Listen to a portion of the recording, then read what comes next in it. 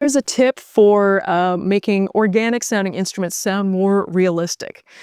So you can use this on an external MIDI device. These are literally just MIDI faders. But if you have a MIDI keyboard, you can also do that with one of the wheels here. If there are two wheels, one of them will be the mod wheel. So you can access it on any MIDI keyboard that you have. So with software instruments, you have two controls called dynamics and expression. And those two make the instrument sound a lot more real because they're emulating what a real human would be doing in order to produce this sound.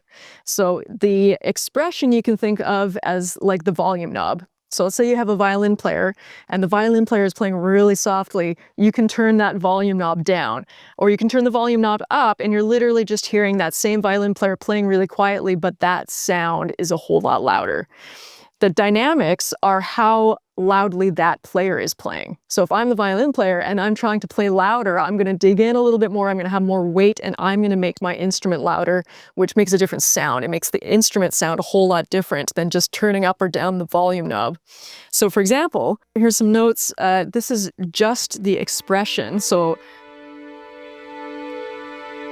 these are very soft sounding violins, like the violins are playing really soft, but I made them louder and I can turn those down.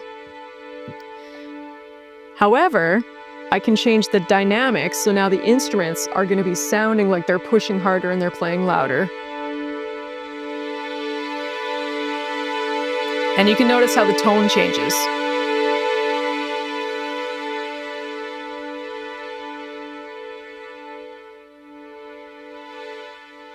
So that's how folks get those really realistic sounding swells. So you get all these big string swells, horn swells, whatever they might be. It's with these two controls. Mostly the expression will stay relatively the same. However, you can use them for swells in and out. It's the dynamics that really creates that realistic quality.